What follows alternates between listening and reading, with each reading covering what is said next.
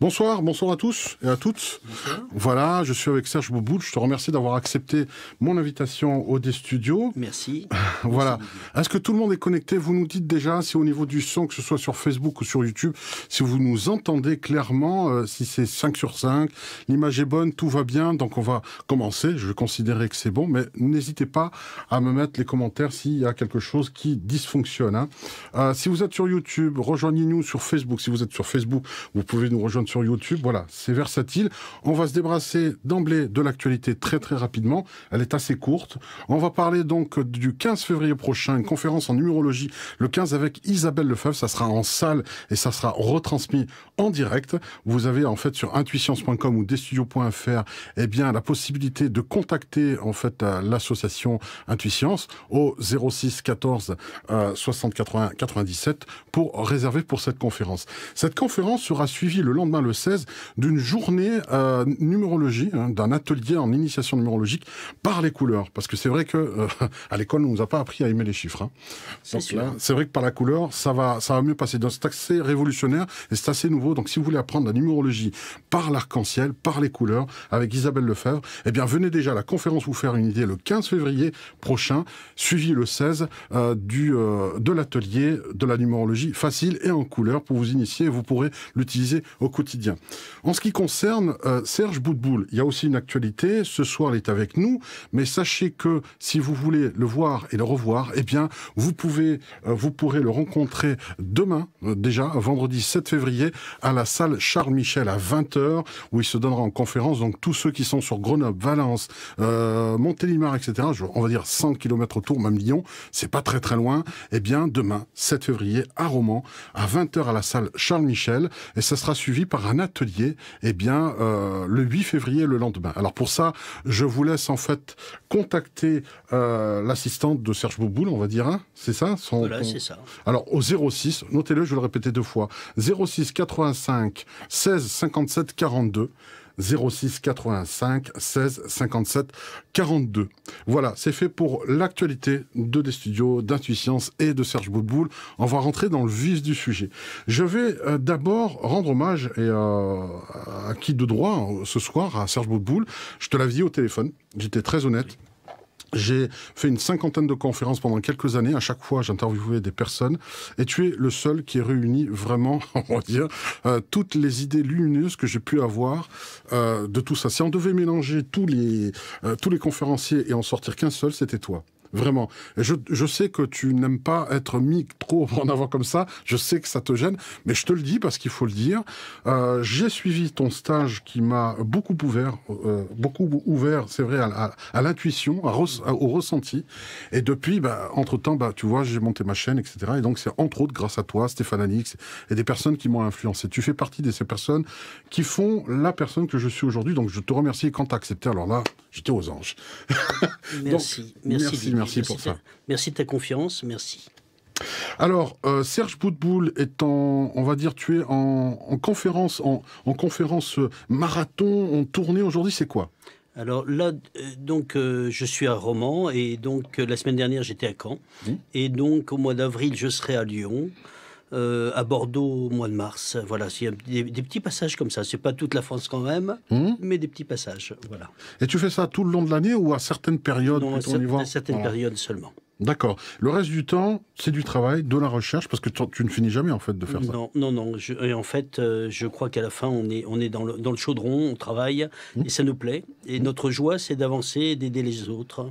Voilà, de voir des gens qui s'ouvrent, des gens qui s'éveillent, c'est une joie immense. Alors pour toi, l'ouverture est importante. On en parlait lorsque je suis allé te chercher à la gare. Oui. Pendant la route, on parlait qu'aujourd'hui, il est important qu'un maximum de personnes s'ouvrent parce il va y arriver beaucoup de choses. Il y a beaucoup d'ouverture aujourd'hui et ce n'est pas pour rien, entre guillemets, dans ta dernière conférence, il y a 2-3 ans de ça, tu me disais, lors du précédent interview, que ce n'est pas pour rien que tout le monde se bouscule au portillon. Oui. Voilà, pour naître et pour s'incarner, c'est dans cette vie-là, actuellement, dans notre époque, que l'on peut régler un maximum de casseroles, on va dire. Voilà, ici, sur Terre, c'est l'école, c'est pas la maison. Notre maison, elle est là-haut, elle est dans des plans dits supérieurs, des plans de lumière. Et ici, on vient pour apprendre, on vient pour travailler. Et c'est pour ça que c'est pas très facile, encore plus actuellement, avec des vibrations qui changent, des vibrations difficiles, puisque la planète elle-même est en train de muer, elle est en train de passer sur d'autres niveaux vibratoires. Et tout le monde en subit les conséquences avec du sommeil qui est totalement haché. Maintenant, nouvellement, on a un phénomène au niveau de ce que l'on mange. On s'aperçoit que le corps est devenu sélectif en disant « moi, je ne veux pas manger ça ». Et si on le mange, même si c'est quelque chose qui est rien du tout, qui est un truc habituel tel que de la semoule, eh bien, le corps va nous montrer qu'il ne le voulait pas et il va nous le faire sentir pendant toute la nuit. Et on va garder ça toute la nuit et on va s'apercevoir qu'il faut maintenant écouter notre corps. Quand le corps dit non, on ne doit pas en prendre. On a des options qui arrivent de plus en plus dans notre vie et il faut savoir être à l'écoute. Être à l'écoute de son corps, c'est ce que tu enseignes aussi pendant tes stages, mais pas seulement. Pour l'avoir fait, alors entre-temps ça évolue, je pense qu'un stage ne ressemble pas à un autre, de toute façon, surtout avec Serge, avec toi. Du coup, j'ai vu qu'il y avait une partie quand même axée sur la protection. C'est important de se protéger aujourd'hui. Oui, surtout qu'on arrive dans une époque qui est de plus en plus énergivore, c'est-à-dire que les gens sont de plus en plus mal au niveau énergétique et donc ils aspirent de plus en plus aussi les énergies des autres. C'est pas qu'ils aspirent plus, c'est que la montée vibratoire fait que le vampirisme énergétique est beaucoup plus à portée de main, est beaucoup plus perceptible par tout le monde et on sent réellement qu'on se fait pomper à l'instant T. Donc c'est-à-dire que la personne, si elle est en manque d'énergie, elle devient inconsciemment un vampire psychique. Donc c'est pas la faute de la personne. Parfois en couple, on peut être fatigué, on va pomper l'autre. Et aujourd'hui, cette montée vibratoire fait que le subtil est devenu tangible, de plus en plus tangible. Et donc on sent beaucoup plus de petites choses de l'astral qui nous cassent les pieds, des petits parasitages, on sent des choses qui bougent à l'intérieur du corps que l'on ne sentait pas il y a 20 ans. Par exemple. Alors j'étais au téléphone pas plus tard qu'hier soir avec Gilles, qui nous suit en général sur Internet, et on parlait des fois d'angine. Moi j'ai eu une angine qui a traîné un mois, c'est pas normal, et derrière j'ai téléphoné mon thérapeute qui m'a fait un dégagement. Donc on est au-delà des antibiotiques. Qu'est-ce que c'est chez certains pays maghrébins, on appelle ça les genoux, on appelle des petits lutins aussi, malsains. Est-ce que ça existe ça vraiment quand on a du mal à se débarrasser de ce genre de maladies qui nous pourrissent la vie? On voit qu'on prend les bons traitements et ça ne suffit pas. Il faut faire un dégagement. J'ai l'impression qu'aujourd'hui, les choses de ce type-là sont plus courants qu'avant. Oui, c'est vrai. Qu'est-ce qui se passe? Alors, je suis devant une grosse question, une grande question, parce que je suis en recherche là-dessus. Je ne comprends pas certains phénomènes. Il y a des gens qui ont des choses depuis une trentaine d'années. Et c'est en lien avec des parasitages de ce que j'appellerais l'astral, de petits parasites de l'astral. Et quand on enlève ça, la personne est libérée. Et je me dis, mince, comment cela se fait-il que la personne a ça depuis 30 ans et on enlève quelque chose qui apparaît dans notre conscience maintenant? Est-ce que ça veut dire que la chose était là depuis 30 ans mais elle n'était pas à portée de main ou à portée de perception? Ou sinon, deuxième solution, c'est que la chose vient d'arriver et elle vient de prendre la place de quelque chose. Donc on est totalement encore dans la recherche de ce genre de phénomène qui est très, très embêtant, très, je dirais un petit peu, qui nous remet en cause parce que on arrive devant quelque chose qui est immense. Je vais donner un exemple tout bête. J'ai reçu un coup de téléphone d'une dame qui m'appelle un jour en disant « Monsieur Boutboul, je vous appelle parce que je sors de chez le médecin. Ma fille s'est plaignait énormément d'un mal de ventre, une petite qui savait à peine parler et qui était encore, je ne sais pas l'âge, peut-être 2-3 ans. Et donc le médecin a fait toute la batterie d'examens. Et donc la petite sort de là et elle pleurait, elle était pliée en deux. Le médecin venait de dire à la maman « Votre fille n'est qu'une affabulatrice ». Voyant tous les examens qui ont été faits, donc il fait son panel de travail, il fait ce qu'il fait en toute sincérité, il se dit non, il n'y a rien, donc elle simule. Et puisque je suis avec la maman au téléphone, j'utilise ce que l'on appelle la main astrale, on a un corps astral à l'intérieur du corps physique, et on visualise que la main astrale sort de la main physique. Et donc à distance, j'ai pu me connecter sur la petite, et j'ai attrapé dans son ventre un parasite que j'ai récupéré, que j'ai détruit après, puisque c'est une ébauche de création, mais dans un corps, pour un enfant sensible ou une personne sensible, elle le sent. Immédiatement, la petite fille avait un grand sourire, la maman me dit « Waouh, mais c'est fait, c'est immédiat, combien je vous dois ?» Alors je lui dis « Ça a duré 4 secondes, et évidemment 0,0 quoi. » Mais malgré tout, on voit bien, dans ce genre de cas, que nos amis médecins font ce qu'ils peuvent, avec les outils qu'ils ont. Mais parfois, on est confronté à autre chose qui est au-delà. faut l'accepter, mais ça fait poser question. Alors, c'est bien que tu me facilites la transition, puisque j'ai été interviewé il n'y a pas très très longtemps sur Radio Méga par Marie-Paul Gillin, et je la remercie, et Gilles Tabourin aussi, je leur fais un coucou. Et il m'avait demandé pourquoi, en fait, la raison de des studios. Et j'expliquais, moi, de mon côté, que, évidemment, la science est arrivée, on semble qu'elle piétine un petit peu. On arrive au bout, au pied du mur de Planck, où l'infiniment petit, on pensait qu'une fois qu'on y serait arrivé, ça expliquerait tout, on aurait tous les secrets de l'univers, et puis c'est pas le cas. Alors cette masse manquante, cette énergie sombre, on appelle ça comme on veut, je disais que peut-être que, étant donné qu'on est les meilleurs capteurs de l'univers, peut-être que le subtil, etc., cette matière noire, cette énergie sombre, se situe là. Peut-être que nous sommes des accélérateurs de particules et avons accès à ça. Donc, est-ce que ce subtil-là, que les scientifiques cherchent tant à expliquer, est-ce qu'on l'a pas sous nos yeux dans le monde dit, entre guillemets, ésotérique depuis si longtemps? Bien sûr.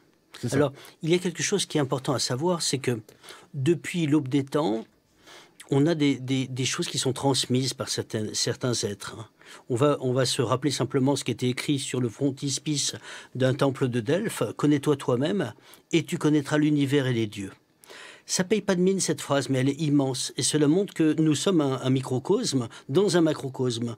Et celui qui se connaît, quand on voit même les pères du désert, où on voit des gens tels que Maître Eckhart ou les Tézènes de Shimaru,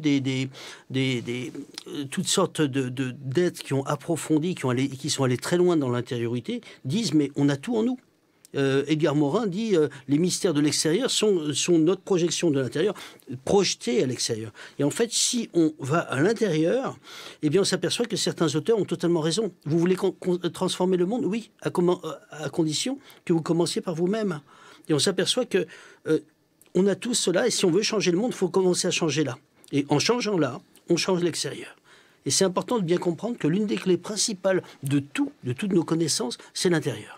Et on est totalement devant une recherche qui se retourne, parce que la notion d'objectivité, même au niveau scientifique, est en train d'être basculée. Avant, on disait l'objectivité, c'est pas forcément par rapport à la pensée de l'homme. Et maintenant, on est en train de revenir là-dessus en disant ce que tu penses, c'est ce qui est. Donc, on est avec une science qui tourne, qui est en train de se chercher. Mais au niveau de ce qui arrive au niveau quantique, on s'aperçoit que l'homme est au-delà. Et il est une des clés principales de cette réalité, puisque c'est à travers l'homme qu'elle se fait. Donc, dans des temps anciens, la spiritualité et la science ne faisaient qu'un. Il y a eu séparation, il y a eu divorce. Oui. Et on va dire que maintenant, le couple va se rabiboter. En fait, il semblerait que si la science veuille aller plus loin, il va falloir qu'elle concilie avec ce qu'elle ne comprend pas forcément, l'invisible. Totalement. Alors, il y a science et science. Je dirais que, bon, nous sommes en France, nos scientifiques sont un petit peu coincés parce que le quantique les rattrape à très grande vitesse, donc ça leur fait exploser leur fermeture. Et donc, ils sont obligés d'admettre que tout ce qu'ils ont pensé est à remettre en cause. Quand on voit l'histoire du fait qu'on agit sur un atome à un endroit de l'univers, ça agit de l'autre côté, eh bien ça, c'est une impossibilité par rapport à ce qui était avant. C'est totalement inconcevable pour un scientifique. Donc aujourd'hui, le quantique qui est en train d'être, je dirais, au niveau de la cime de la science, est en train de montrer des choses, et les scientifiques courent derrière. Ils subissent cela.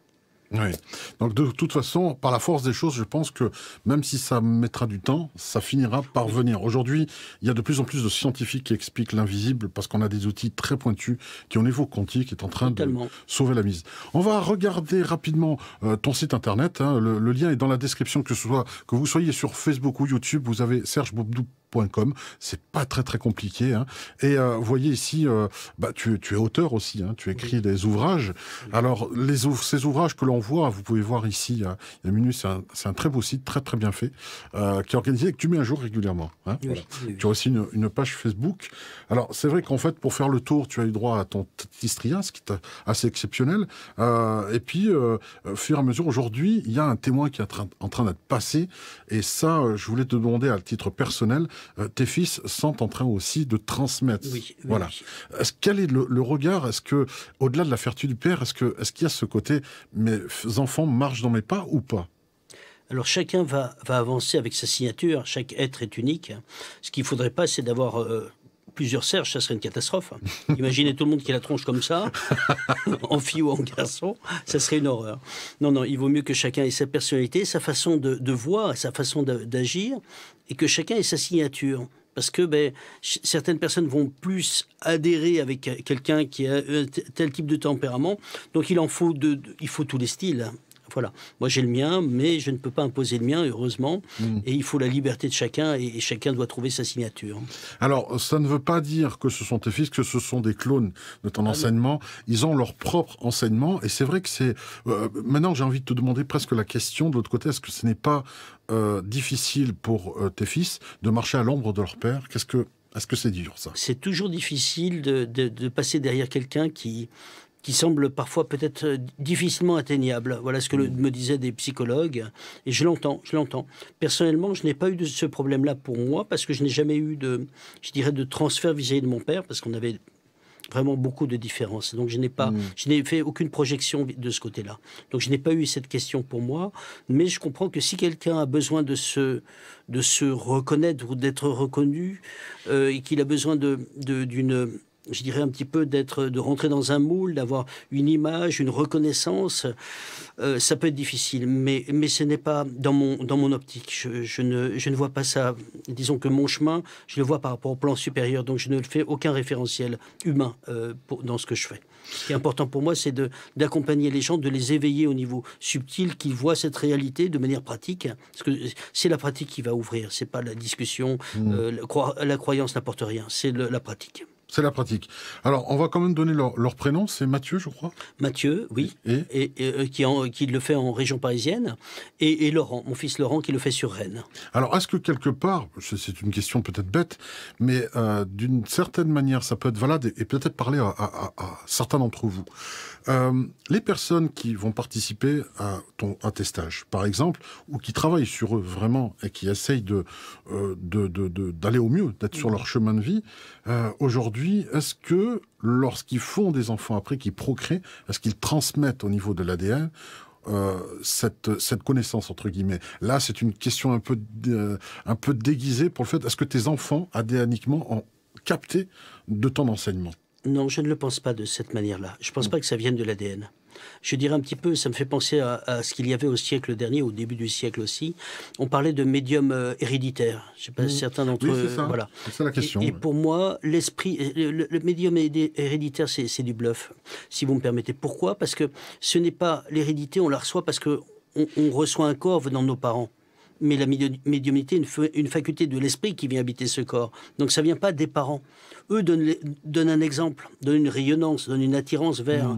Et les enfants vont se projeter en disant « J'aimerais bien être comme papa ou comme maman et je veux être comme cela ». Mais l'aspect héréditaire, elle va être au niveau du corps, elle va être au niveau des habitudes, elle va être au niveau de l'image, etc. Ça ne va pas être au niveau de l'esprit, parce que l'esprit, il est indépendant. On peut avoir quelqu'un qui est dans un corps qui est, je dirais, brut de forge, et pourtant il est dans un corps qui est bien fait, ou des gens très très fins qui peuvent être dans ce même corps. Donc ça va dépendre aussi, surtout cet aspect vraiment personnel de la personne, c'est-à-dire que c'est pas une hérédité. On peut être avec des parents qui sont totalement opposés, et ne pas avoir du tout d'hérédité qui soit intérieure, je dirais. Donc on a une hérédité de corps, on ressemble au niveau morphologique, on a la couleur de peau, on a ceci, on a cela. Oui, mais au niveau de l'esprit, il n'y a pas d'hérédité. Il n'y a pas d'hérédité. Parfois on vient de mondes différents, et souvent c'est ce que je dis à mes élèves. Je dis, vous êtes les parents de vos parents. Pourquoi? Parce que vous voyez bien que vous êtes beaucoup plus grand, vous posez des questions qui les dépassent, et qui sont pas sur lesquelles ils n'accrochent pas du tout, parce qu'ils n'atteignent pas ces niveaux-là.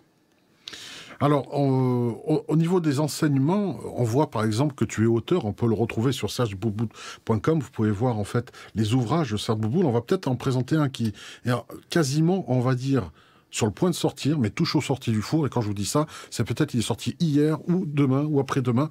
On va le voir ici. Voilà, en fait, c'est le manuscrit que tu as aujourd'hui, qui est une sorte d'essai pour l'instant. C'est un cahier pratique. Un cahier pratique. Alors, qu'est-ce que c'est un cahier pratique? C'est que si on ne peut pas approcher Serge parce qu'on n'est pas là, c'est Serge qui vient chez vous avec ce cahier? Voilà. Il y a un peu de ça. C'est un peu comme Lagardère. Si vous n'allez pas Lagardère ira chez vous. Voilà, bon.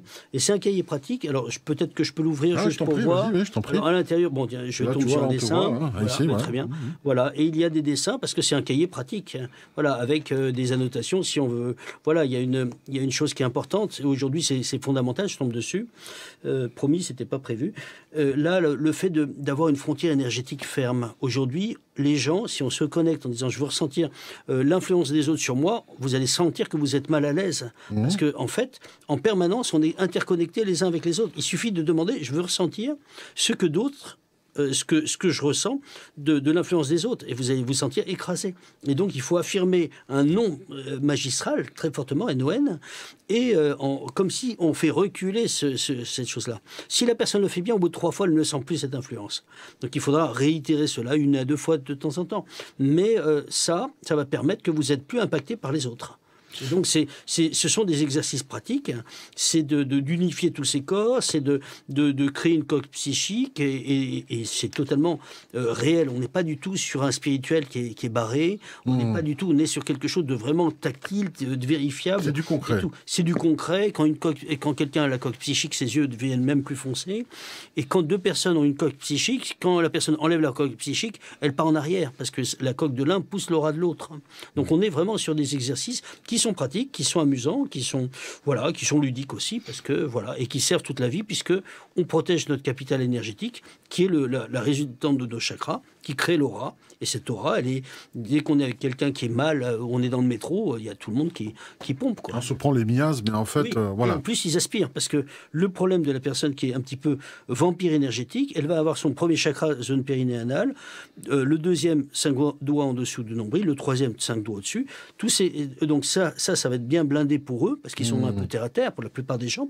Mais le chakra 4, chakra du cœur, gorge, troisième œil et coronal, eh bien ça sera pas très fort chez eux. Et vu qu'on a ça, parce on s'intéresse aux choses d'en haut, eh bien ça on l'a en force, eh bien on va nourrir les autres.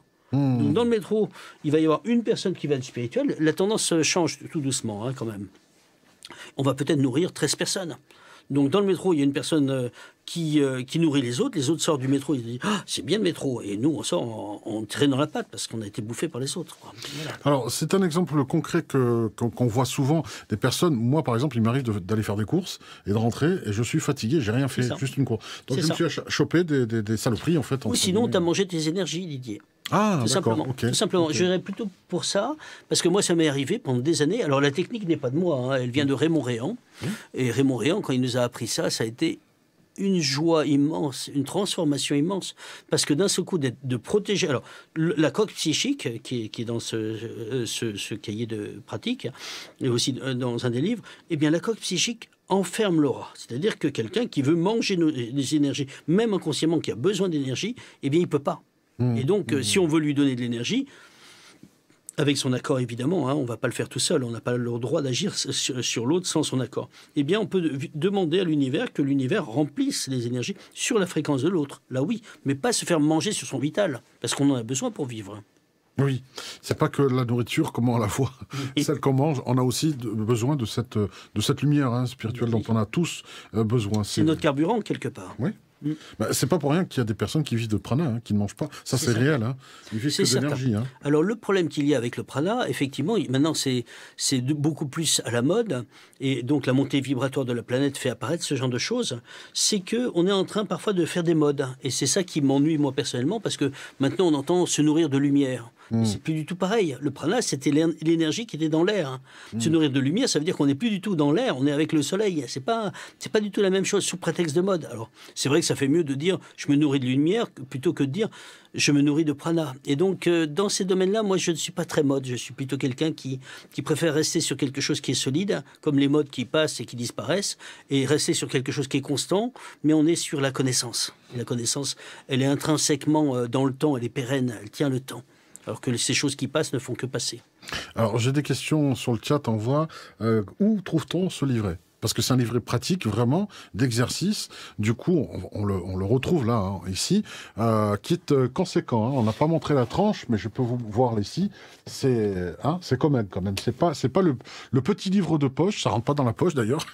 Attends, il doit y avoir, il doit y avoir 230 pages, 240 pages. Voilà. La générosité de Serge Boutboul en direct. Donc c'est important de donner. Aujourd'hui, on est dans un moment où les gens cherchent des clés. Le problème qu'il y a techniquement parlant, c'est que beaucoup de gens pompent sur beaucoup d'autres. Hein. C'est terrible. On écrit un livre et on s'aperçoit que d'un seul coup, ça a fleuri dans les autres livres. Oui. C'est terrible. Oui. C'est terrible. Alors, toujours copier, jamais égaler. Voilà. Je crois qu'on appelle ça des copycats, d'après un nouveau mot. C'est la personne qui pompe et c'est elle qui a la technique. Mais voilà, on a ça partout. C'est terrible. Mais quelque part, si on est en contact avec la source, on reçoit des clés de la part des guides et on les transmet quelque part. Se laisser pomper est une bonne chose quelque part, parce que celui qui apporte les clés se fait toujours manger. Mais le résultat, c'est que tout le monde l'est.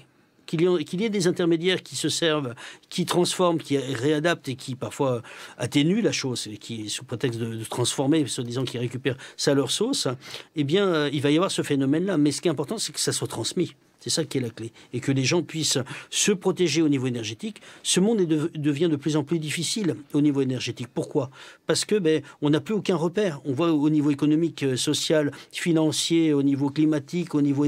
Tout est en train d'être chahuté. Tout. On voit au niveau éducatif, tout n'est pas juste. On voit au niveau justice, tout le monde est en train de défiler dans la rue. Il y a de plus en plus de colère. Il y a beaucoup de choses qui sont vraies, mais beaucoup de choses qui sont faussées. Et donc, le simple fait d'apprendre à se protéger va nous permettre de garder cette stabilité. Malgré ce début de chaos. Il faut garder cette stabilité. Dans ce chaos ambiant, de ne pas ajouter en plus du chaos, ajouter du drame au drame. Oui, totalement. Et donc le mental, ceux qui sont avec le mental partent encore plus en live, parce que même les valeurs des gens qui avaient des valeurs sont en train peut-être de tomber. Là, on voit des gens qui, au niveau même des bourses, je vois simplement celle de Tokyo, pendant au moins 6 fois, ils ont fermé la boutique. S'ils n'avaient pas fermé la boutique en disant on verra demain, on aurait eu le crash de 1929 un certain nombre de fois. Waouh, carrément. Oui. Ah oui, d'accord. Ah non, mais à chaque fois, ça descendait. Et le seul système, ils ont dit, on ferme et on verra après. Effectivement, c'est ce qui a été bon, parce que sinon, ça descendait jusqu'à zéro. Quoi. Les gens, donc, ils ont stoppé l'hémorragie comme ils pouvaient. Voilà. Et donc, ça ne s'est pas passé que là. Ça s'est passé, voilà. Il y a des banques qui tombent, et maintenant, les banques tiennent les assurances, tout le monde se tient. Mais quelque part, on ne peut pas empêcher de constater que les gens ne sont pas dupes. Ils voient bien que, voilà, je vois Fillon qui a sorti un truc qui n'a pas dû plaire quand même, quand il a dit la France est en faillite. On le sait tous, mais on fait semblant de rien. Oui, on veut continuer comme avant, et c'est plus possible. Les Américains, c'est pareil, ils sont devant un gouffre au niveau voilà, l'Europe aussi. 40% des mairies en Espagne sont en faillite aussi. On ne parle même pas d'Italie, on ne parle même pas. Voilà. Mais voilà, l'important, c'est de savoir que, à contrario de cela, nous sommes en lien avec des guides spirituels, nous sommes en lien avec des anges qui nous protègent. On a toujours été aimés, on est venu pour quelque chose, même si le CAC 40 se casse la figure. Bon, c'est pas pour autant qu'on n'a pas notre chemin et que l'on n'est pas accompagné. Voilà. Il semblerait même que ce passage-là, ce fracassage dans le mur qu'on est en train de faire vivre, soit inéluctable et peut-être même nécessaire. On en reparlera tout à l'heure. Oui. Par contre, il faudrait voir ce livret. Là, j'ai plusieurs personnes qui me demandent. Il est aux éditions Exergue et donc sera disponible peut-être dans les prochains jours dans toutes les bonnes librairies. Normalement, voilà, c'est ça. C'est ça, la FNAC, il est à la FNAC. Vous pouvez le commander directement aux éditions Très Daniel, qui est au 19 rue Saint-Séverin à Paris. Vous l'aurez aussi dans toutes sortes de magasins spécialisés, ésotériques, etc., évidemment. Voilà. Donc, bon, j'ose pas parler d'Amazon, mais c'est aussi là-bas, malheureusement. Bon, voilà. On trouvera de partout. On trouvera de partout. Et en virtuel et en réel. Voilà. C'est ça qui est bien. Alors, du coup, tu parlais tout à l'heure des anges, de nos guides, de nos guides, oui, spirituels, que pensent-ils? Je ne vais pas dire, ils font pas de politique, évidemment, mais est-ce que, heureusement, mais finalement, ils s'intéressent, ils regardent ça comment, d'après toi? D'un air amusé, de dire pourquoi il s'agit pour si peu? Que se passe-t-il dans le... Ils te parlent, tes guides, ils te donnent leur avis sur... Non, on n'a pas trop le temps. On n'a pas trop le temps. Mais voilà, plus on va rentrer dans une intériorité, une authenticité, et plus on va rentrer dans la même façon de voir. C'est-à-dire sans copier-coller, hein, je veux dire par là que plus on devient vrai et authentique, plus on se dit tout ça, bon, c'est beaucoup de vent. Beaucoup de vent, c'est beaucoup d'agitation. Et la colère ne fait pas partie des mondes supérieurs. Plus on va monter, moins on va être en colère. Et on s'aperçoit que les gens qui ne sont pas contents, ça fait partie d'un processus. C'est une fin de société. On arrive à une fin de société, à une limitation. Et l'être humain a voulu voir la matérialité jusqu'au bout. Alors on a assisté il y a 50 ans à l'effondrement de ce qu'on appelle le communisme. Maintenant, on est en train d'assister tout simplement à l'effondrement de ce qu'on appelle le capitalisme. Donc toutes ces valeurs vraiment matérielles de l'homme matériel qui fait que on est en train de rentrer dans quelque chose qui est beaucoup plus grand, qui fait cette montée vibratoire de la planète. Aujourd'hui, qu'est-ce qui se passe? Eh bien, quand on voit des jeunes diplômés qui sortent des grandes écoles, ces jeunes-là, on ne peut plus les appâter avec une grande maison, une grosse voiture, une grosse piscine. Ils ne veulent plus jouer ça. Ils veulent vivre. Ils disent non, je veux faire le tour du monde, je veux vivre. Et le système se grippe. Ils ne veulent plus du tout la carotte qui était de leur montrer l'avoir. Regarde ça, tu vas avoir ça, ça ne marche plus. Ils veulent être. Et les gens sentent cette montée vibratoire. Ils la sentent en eux. Et ils sentent cet appel. Et aujourd'hui, on le sent même dans nos nuits. Vous remarquez peut-être que les uns les autres que vos nuits ne sont plus des nuits. Une fois toutes les 3-4 nuits, on a des nuits où on ne dort pas. Et donc on est comme sur nos gardes, etc. Donc on ne sait pas pourquoi on est en éveil, mais c'est comme ça. Ça fait partie de cette montée vibratoire. Alors, nous, on l'a subi en tant qu'être humain, mais que dire des animaux ? Qu'est-ce qui se passe pour les animaux? On voit bien que les animaux qui s'échouent par centaines au niveau des dauphins, des baleines, des crabes qui sont ou des lacs entiers qu'il n'y a pas eu de pollution, et tous les poissons sont retrouvés morts. Ou ces oiseaux avec raies rouges qui tombent du ciel, on ne sait même pas pourquoi. Voilà, on a bien des phénomènes qui sont au-delà, mais qui font partie de ce phénomène de montée vibratoire, de fin d'un système, je dirais un petit peu matériel, qui tout doucement s'arrête, tout simplement. Alors, pour faire le lien avec cela, on voit que tu parles de sommeil, qui est quelquefois presque formateur. On en parlait dans la voiture tout à l'heure. On est formé pendant notre sommeil, et certains parlent de portail énergétique. Alors, vrai ou faux, est-ce qu'il y a des moments de pleine lune, par exemple? On dit c'est la pleine lune du 12 février, etc. Il y a des ouvertures, c'est le moment de travailler sur soi, ou de faire une prière. C'est vrai ou c'est du flan, tout ça? Alors, c'est vrai qu'il y a des moments où la psyché ou l'esprit a beaucoup plus de potentiel. Le moment de pleine lune est un moment de suractivité au niveau du psychique. Au niveau, je dirais, des infirmiers, au niveau des crimes, certains ont mis en exergue cet aspect-là, qu'il y avait beaucoup plus d'actes de violence au moment de la pleine lune, beaucoup plus d'accouchements, mais aussi beaucoup plus de gens qui partent en live. Donc, il faut le savoir. Je sais, quand on dit dans la tradition que on voit, ça fait venir des fantômes ou ça les fait apparaître, moi, j'ai été le premier témoin de cela. Parce qu'un jour, ma fille m'appelle. Il me dit, papa, est-ce que tu peux voir qu'est-ce qui s'est passé cette nuit? Parce que dans la nuit, ma fille est dans son lit et elle lève le drap et elle voit... Alors effectivement, il y avait la fenêtre, il y avait le rayon de lune qui donnait sur le siège qui était à côté de sa table. Et donc je regarde en clairvoyance et qu'est-ce que je vois? Je vois une jeune femme qui attend, qui est assise et qui attend. Et elle-même de voir cette personne, et elle se recache sous les draps. 2 secondes après, elle relève les yeux, elle revoit encore cette femme, et ça a duré un bon moment, elle était vraiment présente. Et donc je regarde, et je lui dis, mais je l'ai reconnue, c'est la jeune fille qui vient, bon, on avait fait appel après la classe, donc un système d'aide pour les enfants, donc pour l'aider au niveau scolaire, et la jeune fille rêvait qu'elle aidait ma fille, et donc elle était assise à la table comme si elle l'attendait pour l'aider au niveau scolaire. Et donc elle rêvait de cela, sauf que le rayon de lune a éclairé la chaise et a fait apparaître le fantôme. Et donc là, on a affaire à ce que Lancelin appelait le fantôme des vivants. Mais c'est totalement juste. Voilà, les frères d'Urdeville ont écrit un livre, Le fantôme des vivants, entre autres. Mais on voit que cette personne est décorporée, c'est un corps astral. Elle est en rêve, sauf qu'elle n'a pas conscience qu'elle est là. Elle n'a pas conscience. Et si on lui demande qu'est-ce que tu es rêvé, probablement, elle dira, peut-être que si elle s'en souvient un petit peu, elle était assise quelque part et elle attendait. Mais ma fille l'a vu clairement et on voyait bien. Et c'était le rayon de lune qui l'a éclairé, entre autres. Alors, tu disais à ta précédente conférence que le choix de l'humanité, on a eu le choix de faire ce choix capitalistique, entre guillemets, et qu'il va falloir aller au bout pour être certain et ne pas avoir de regret de dire oui, mais si on serait peut-être allé au bout, il y aurait eu quelque chose, etc. Tu présentais ça sous cet angle-là, c'est un point de vue. On a vraiment choisi de se fracasser jusqu'au bout pour, à un moment donné, ne plus aimer cette matérialité à outrance comme aujourd'hui. Alors, je dirais que malheureusement, c'est pas nous qui dirigeons le monde. C'est malheureusement pas nous. Et en même temps, il faut bien prendre conscience que la pollution énergétique est dépendante de l'homme. On respire ce que qu'on a projeté. Et il n'y a pas que l'aspect militaro-industriel qui fait notre monde. Il y a aussi ce que nous, en tant que pensée, nous projetons.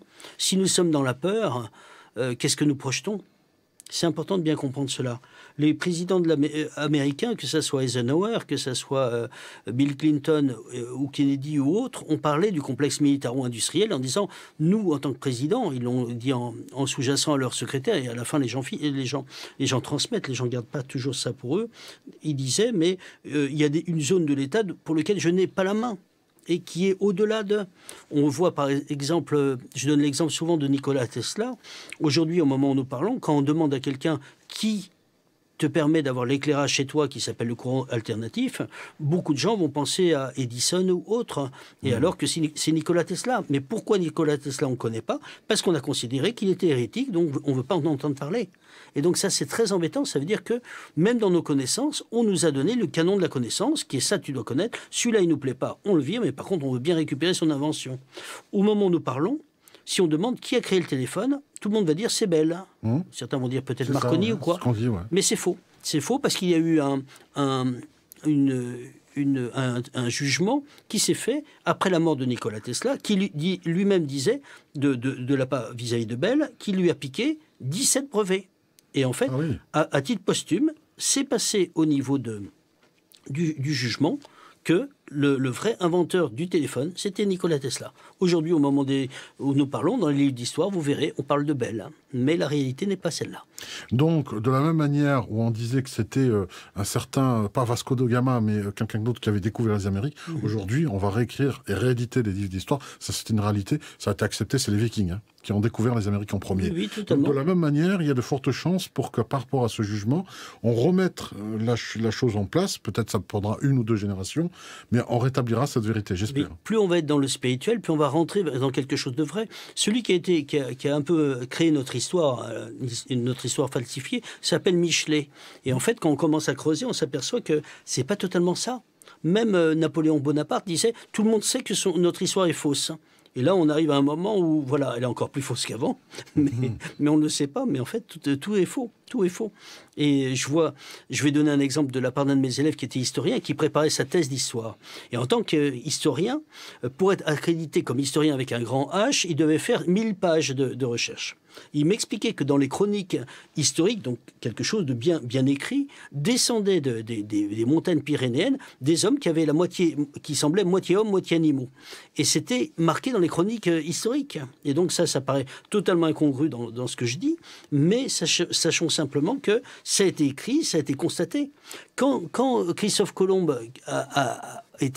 s'est avancé vers le triangle des Bermudes, ça a été acté dans les mémoires de Christophe Colomb. Il a carrément acté la chose en disant, voilà, il voyait une lumière qui sortait de la mer et qui montait au ciel. Il a été en train d'acter cela. Et bien des choses comme ça ont été actées dans l'histoire. C'est fou, on ne nous en parle pas, on veut pas. Non, on n'en parle pas parce qu'on ne veut pas. Mais ça fait partie de notre commun. Alors, quel est le monde dans lequel nous voulons vivre ? Est-ce que c'est un monde faux et on fait semblant ? On a l'impression d'avoir un petit peu l'image de Matrix, avec la petite pilule bleue et tu continues ta petite vie dans l'illusion, ou la pilule rouge et tu acceptes une réalité qui n'est pas forcément une réalité forcément idyllique, mais si tu veux l'authenticité, il faut accepter la réalité qui est la réalité vraie. Je pense surtout à cette phrase d'Andrew Cohen qui disait « Le non-initié vit dans son monde. Celui qui est éveillé vit dans le monde. » C'est pas pareil. Bernard Tapie, il y a quelques jours, a fait une apparition et disait ne réussissez pas dans la vie, réussissez votre vie. On est un peu dans la même démarche. C'est vrai qu'il n'a plus rien à perdre avec la maladie. À la fin, il est obligé d'être poussé vers son authenticité. Et s'il ne lui reste plus rien, il lui reste son être. Alors, excuse-moi, je vais te demander juste de t'approcher un tout petit peu parce que tu sors hors du champ de la caméra. Voilà, impeccable. Voilà. Le siège recule. Non, mais en fait, c'est parce qu'il veut vous parler dans les yeux. Voilà ce qui se passe, en fait. C'est vous parler d'ici. Hein. Ouais. Donc, on va continuer. Alors, c'est Régis qui me donne voilà, il faut redresser le livre. Ah bah oui, forcément, Régis, merci. Regardez, hop. Pardon. Voilà, pour le mettre tout droit. Merci Régis. Voilà. Qu'est-ce qu'on ferait pas sans Régis? Alors voilà, donc on va parler de ton maître, et tu n'aimes pas ça, tu l'appelles ton professeur magique. Oui. Alors ça, c'est maître, on va dire Raymond Réan, c'est ça? Voilà, Raymond Réan, mon professeur magique. Pourquoi? Parce que c'est un ami avec un A majuscule. Quand on rencontre un être comme ça qui est amour, amour, amour, ça te grave à vie, quoi. Je sais pas comment expliquer ça, c'est immense. C'est tellement immense que tu as une nostalgie... comme si on avait une petite plaie ouverte quand même, parce que il est parti sur l'autre plan, mais c'est tellement immense une amitié de ce calibre-là que c'est unique. C'est unique. Si vous rencontrez des êtres de ce niveau-là, voilà, je pense qu'on en rencontre un tous les 3 siècles, un de ce calibre-là. C'est ton Einstein à toi, personnel. Voilà, c'était un chercheur, c'était quelqu'un qui était, on le considérait comme le plus grand parapsychologue français, un très grand chercheur qui avait ouvert toutes les facultés et qui voyait tout. C'est ça qui est impressionnant, c'est qu'il voyait tout. Donc, devant quelqu'un comme ça, on pense pas, on peut pas ouvrir totalement nos facultés parce que s'il y a quelque chose à demander, on se retourne vers lui et c'est un peu embêtant parce qu'on bosse pas. Voilà, et c'est immense, c'est vraiment immense, c'est vraiment voilà. Dans ton école Poudlard à toi, c'était Raymond Réan. Mais ça c'est oui, et on peut pas tout raconter parce que les gens n'y croiraient pas. Ils n'y croiraient pas. T'as dû vivre des choses extraordinaires. Mais c'est une folie, quoi. Je veux dire, c'est au-delà de. Ça nous montre que la réalité a des profondeurs. Et je reviens au connais-toi toi-même, et c'est exactement ça. La plus grande matière sur laquelle nous devons travailler, c'est pas tel métier, telle chose, c'est travailler sur soi. C'est l'être. Et en comprenant l'être, vous comprenez le tout. Et c'est ça qui est important. C'est l'une des clés principales au niveau spirituel. Alors, on parlait tout à l'heure de copier, mais jamais égaler. Entre guillemets, aujourd'hui, c'est vrai qu'il y a des choses qui sont reprises de personnes. Tu es quand même dans le domaine entre guillemets du spirituel et de l'ésotérisme. On a appelé ça comme ça aujourd'hui. Avant, c'était autre chose. On parlait ça le New Age, etc. Ça portait plusieurs noms. Mais n'empêche que tu fais ça depuis plus de 20 ans, on va dire.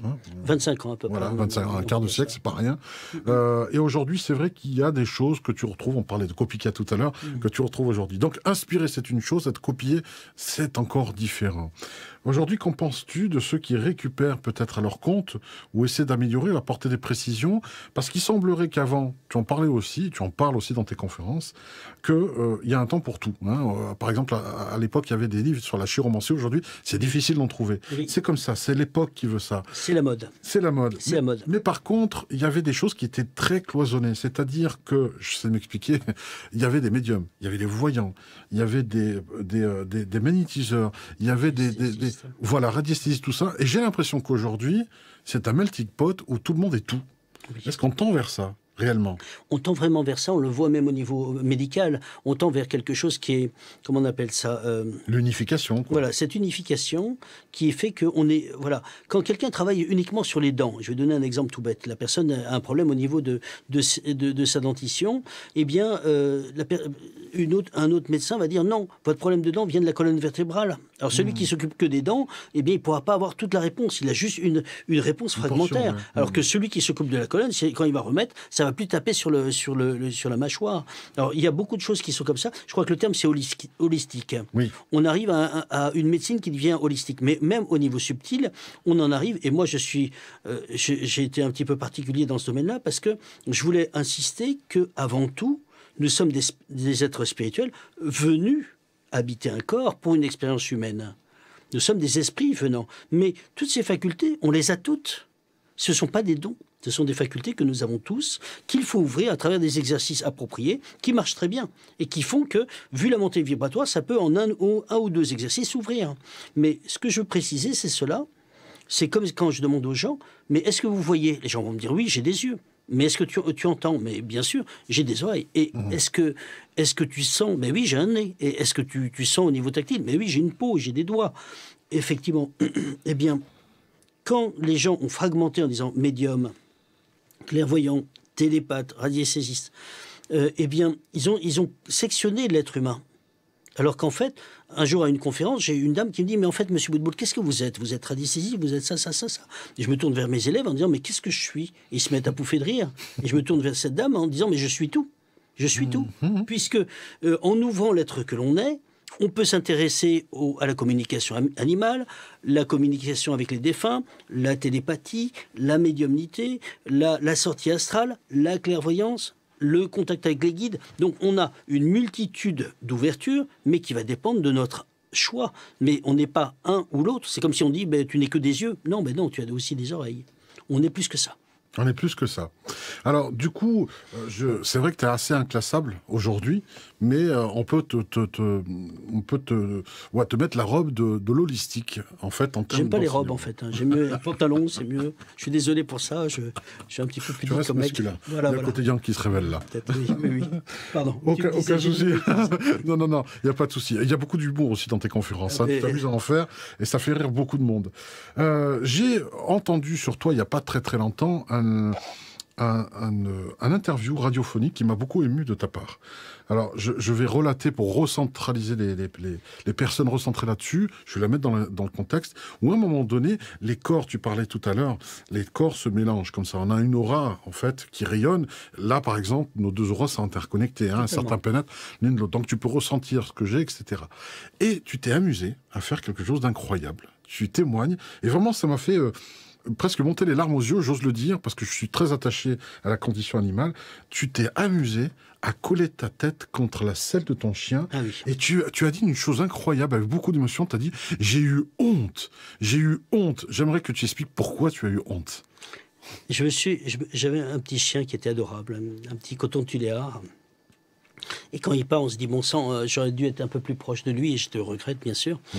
Et un jour, je me suis dit, tiens, ben, je vais essayer de comprendre, de savoir ce qu'il pense. Et donc, j'ai mis ma tête astrale dans sa tête. Et d'un seul coup, j'ai perçu l'amour qu'il avait pour sa maîtresse. Ta femme. Ma femme. Et je me suis dit, mais même si je lui donne de la nourriture jusqu'à la fin de ma vie, je pourrais jamais égaler ça. C'est immense, c'est tellement immense, un amour comme ça. J'en suis resté ébahi qu'une petite chose comme ça pouvait avoir autant d'amour. Ça m'a, oh là là, c'est là où j'ai senti son amour et ça m'a suffoqué, quoi. Ça m'a suffoqué. On peut pas lutter, c'est pas possible. Ah non, mais je pourrais lui donner des croquettes de chez Friskaz, les meilleurs mets de la terre. Ça servira à rien. Ouais. Il avait une adoration pour sa maîtresse, mais et là ça me renvoie même moi par rapport à ma femme en me disant bon sang, mais vraiment.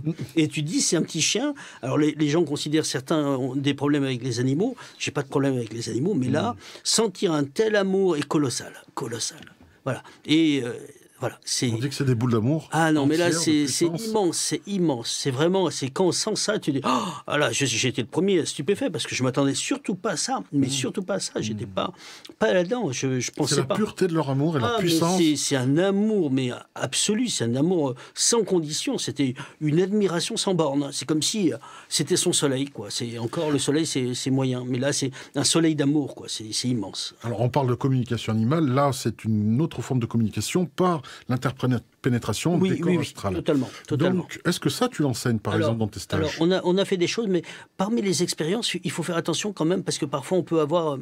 on a une autre expérience où une maîtresse, on l'avait fait en cours, et a voulu le faire avec son chien. Et le soir, déjà, le fiston, à la fin du cours, appelle sa maman, dire « Maman, je me rappelle plus le nom du chien, il est un peu bizarre, il a eu peur d'un seul coup, et dès qu'elle est rentrée, il a regardé un peu de travers, et ça a duré 15 jours, quoi. » Et donc, la maîtresse a dit « Plus jamais cette expérience. » Mais mon chien n'a pas eu conscience de ça. Moi, j'étais très furtif, mais je pense qu'il a eu peur. Il a eu peur et sur place, il a réellement vu son corps astral et ça lui a fait peur. Donc, il a eu un moment de... Voilà, il a pris de la distance avec la maîtresse, mais c'est revenu après. Alors, à quoi ressemble une journée typique de Serge Boutboul dans le privé? Parce que, quelque part, on se dit que tu transmets les enseignements, tu permets aux personnes de se protéger, aussi, et de développer leur capacité psychique, leurs facultés, parce qu'on a des facultés, tu disais tout à l'heure, on les a toutes, il faut juste les ouvrir, parce qu'on les a, comme on peut dire, bridées. Voilà, oui, je fais très attention aux mots. Pourquoi? Parce que les mots sont galvaudés. Avant, on utilisait le terme de parapsychologie. Il y a eu beaucoup de gens un peu, excusez-moi le terme, un peu coquins quelque part, qui ont profité de leur aura dans ces domaines-là pour arnaquer les gens. Et je trouve ça horrible, personnellement. C'est vrai. Et donc, il y a un autre mot que j'ai enlevé aussi, c'est le mot pouvoir. Si dans un atelier on met les pouvoirs, développer vos pouvoirs, on va se retrouver avec plein de marabouts tout autour. Donc c'est surtout pas ça. Ce que je veux simplement signaler, c'est que l'esprit que vous êtes, qui habite le corps que vous avez, qui n'est qu'une enveloppe que vous allez laisser au bout de vos 90 ans, 95 ans, eh bien cet esprit a toutes ses facultés. Et ces facultés, il suffit de travailler correctement pour les développer. C'est pas parce que nous avons une enveloppe qui est une enveloppe corporelle d'un corps de chair qu'il n'y a plus ces facultés. Non, non, elles sont simplement recouvertes. Au niveau subtil, c'est pas de la matière qui empêche un esprit d'être en contact avec ses guides. Non, pas du tout. Par contre, si nous avons une programmation qui nous dit « En fait, moi, je ne peux pas voir, moi, je ne peux pas entendre », n'allez pas chercher. Vous allez fermer votre esprit. Parce que vous pensez comme cela. Et donc, il faut bloquer ça. Comme ce qui m'est arrivé avec un élève qui vient en stage et qui me dit « Serge, mais tu sais bien que je vois rien ». Je lui dis « Écoute, sincèrement, je te conseille de repartir chez toi parce que là, tu es en train de fermer ton esprit. » Il dit « Ah, on voit rien, donc hop, on va fermer. » Et voilà. Ah, je t'entends rien, hop, voilà. Et donc, c'est exactement ça. Tant que nous ne sommes pas convaincus que nous sommes clairvoyants, clairaudients et tout, on bloque notre esprit à cette ouverture. Il faut se convaincre de cela. Et à un certain moment, ça s'ouvre. Voilà, tout simplement. Donc, on ne parle pas de pouvoir, on parle de capacités qui sont là, totalement, qui demandent juste à être allumées. Il faut appuyer sur le bouton. Exactement. Et il faut arrêter avec... c'est un don. Il faut arrêter avec ça. C'est pas un don. C'est pas un don du tout. Non, non, moi j'ai été élève chez Raymond Réan, je vous ai dit mon prof magique. Et j'étais pas un élève super doué comme certains. Certains, dès que j'arrivais le premier jour, je voyais, mais quelqu'un qui voyait tout, il dit, waouh. Et donc, eux, ils ont vu là. Alors moi, on bénéficiait pas de cette montée vibratoire. La montée vibratoire aujourd'hui, en un exercice, 2 exercices, chez certains ça s'ouvre, pas tout le monde. Après, ça va être 3e, 4e exercice pour d'autres. C'est très rapide aujourd'hui. Mais moi, j'ai mis 6 à 8 mois pour ouvrir. J'ai mis 6 à 8 mois. Et donc, mais ça, c'était une époque. Hein. C'était plus dur. C'est pour cela qu'il y avait un courage immense de la part de gens tels que Raymond Réan, qui parlaient de cela, qui faisaient des exercices avec ce qu'on appelle l'Institut Métapsychique International, l'IMI, et qui faisait des expériences à la dure. Donc, on lui donnait un petit tube à essai, et dedans, il y avait quelque chose. Il devait décrire le nombre d'atomes, etc. Il décrivait, et je donne un exemple tout bête, on lui avait donné un petit flacon, et il disait, là, il y a deux atomes d'hydrogène et un atome d'oxygène, il y a de l'hélium, etc. Et les gens ont dit, mais non, il n'y a pas d'hélium. Donc, ils ont revu leur petit tube et ils n'ont pas vu que dans un essai précédent, ils avaient laissé de la peinture. Et donc, c'était juste. Et donc, Raymond Réan avait vu, en clairvoyance, le nombre d'atomes. Et vu qu'il s'y connaissait en tant qu'ingénieur, voilà, ça s'est vérifié et c'était vrai. Alors, Raymond Réan est passé de l'autre côté, forcément. Est-ce qu'en tant qu'élève, ou même d'autres élèves comme toi, parce que tu as dû garder des contacts avec certains des enseignés, on va dire, il n'y a pas eu cette... comment te dire, cette facilité de dire j'ai des capacités aujourd'hui pour le contacter. Est-ce que tu as été attiré par ça, de dire je vais quand même savoir comment il va de l'autre côté? Est-ce que tu l'as fait? Oui, j'y vais de temps en temps. Il aide beaucoup la planète. Aujourd'hui, il se passe beaucoup de choses dans l'espace. Il y a beaucoup de choses qui sont en train de se passer.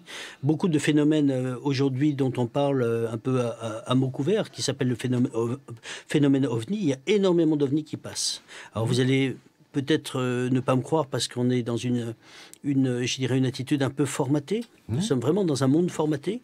Mais tous ces gens-là qui voient des choses, aujourd'hui même scientifiquement on parle de nouveaux nuages qui n'existaient pas. Ce qui est impossible, ce qui est inacceptable, ce que l'on appelle des aspiratus. Ce ne sont pas des nuages habituels. Ce n'est pas possible que dans une atmosphère fermée, on ait des nouveaux nuages. C'est inacceptable. On a des phénomènes de trous qui apparaissent avec des trous parfaits.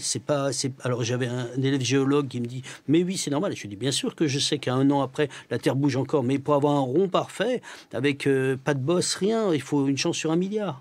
Et donc on a des phénomènes qui se passent sur Terre et autour, qui font poser question. Et si on essaie d'être authentique, on ne peut pas non plus se masquer la vue en disant je ne veux pas voir. Parce que ça, c'est l'attitude de l'autruche, et jamais on va progresser avec l'attitude de l'autruche. Donc, on se doit d'avoir cette ouverture, même si elle nous pousse vers des conclusions qui sont au-delà de notre petit moi et qu'elle nous bousculent. Il faut savoir quel monde on veut être, l'histoire de la pilule bleue, la pilule rouge. Quelle est la vérité que l'on veut être? Est-ce qu'on veut être dans le monde, ou est-ce qu'on veut notre petit monde et on ne voit pas plus? Mais nous sommes plus que ça. Nous sommes plus que ça, et notre partie spirituelle a soif. On a une soif de l'âme, c'est ça qui est important. Et on ne pourra jamais se satisfaire des plaisirs de la terre, ils seront que passagers. Donc si on a envie d'aller plus loin, on doit retrouver ce contact. Je pense surtout à cette phrase du Christ. Je ne parle pas d'un aspect religieux, je parle d'un aspect spirituel. Il dit « Cherchez d'abord le royaume des cieux.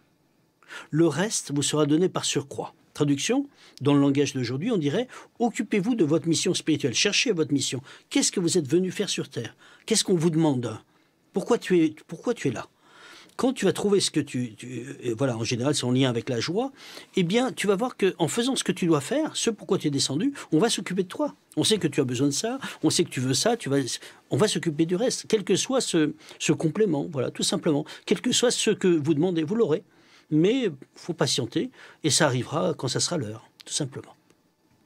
Alors aussi, une des phrases que tu as dit et qui m'a vraiment, marqué à ta précédente conférence, c'est, sur Roman, c'est vrai que c'était de dire tout vous est accordé d'office.